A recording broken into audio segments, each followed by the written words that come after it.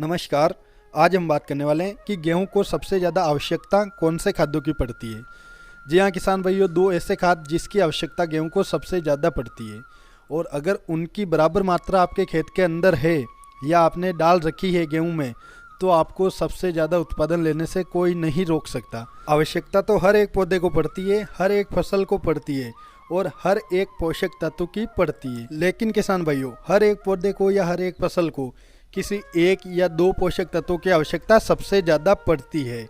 तो आज के इस वीडियो में हम गेहूं को कौन से दो पोषक तत्वों की आवश्यकता या दो खाद्यों की आवश्यकता सबसे ज़्यादा पड़ती है, जिसकी अगर पूर्ति आप अपने गेहूं की फसल के अंदर कर देते हैं तो आपको सबसे बढ़िया उत्पादन लेने से कोई नहीं रोक सकता।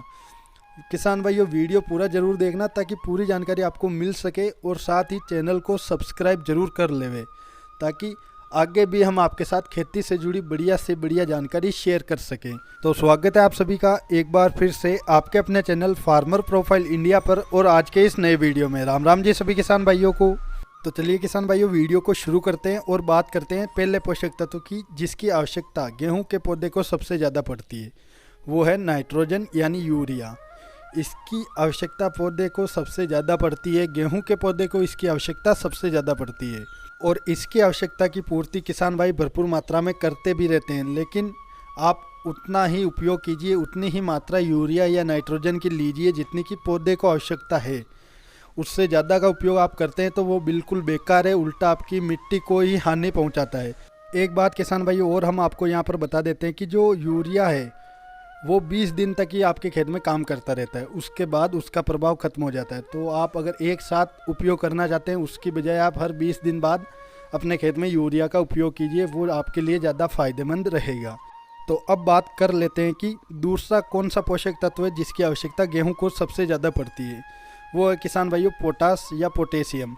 नाइट्रोजन या यूरिया के बाद पोटास की आवश्यकता गेहूँ के पौधे को सबसे ज़्यादा पड़ती है और इसका सबसे बढ़िया रिजल्ट आप लेना चाहते हैं तो आप बेसल डोज में इसका उपयोग कीजिए। और बेसल डोज में अगर आप भरपूर मात्रा में या पूरी मात्रा में इसका उपयोग करना चाहते हैं तो भी आपको रिजल्ट मिल जाएगा।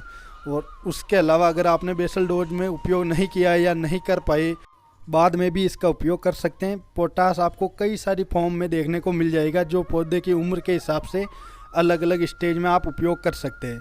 अब इन दो पोषक तत्वों की तो पौधे को सबसे ज़्यादा आवश्यकता पड़ती ही है, लेकिन इसका मतलब ये नहीं है कि बाकी पोषक तत्वों की पौधे को आवश्यकता नहीं पड़ती है। उनकी भी बराबर मात्रा में आवश्यकता पड़ती है, लेकिन इन दोनों की थोड़ी ज़्यादा मात्रा में पौधे को आवश्यकता पड़ती है। तो किसान भाइयों, वीडियो से जुड़ा कोई भी सवाल आपके मन में है तो आप कमेंट करके पूछ सकते हैं। चैनल को सब्सक्राइब जरूर कर लेवे किसान भाइयों, ताकि आगे भी हम आपके साथ खेती से जुड़ी बढ़िया से बढ़िया जानकारी शेयर कर सकें। तो मिलते हैं किसी नए वीडियो में नई जानकारी के साथ। तब तक के लिए सभी किसान भाइयों को जय जवान जय किसान और धन्यवाद।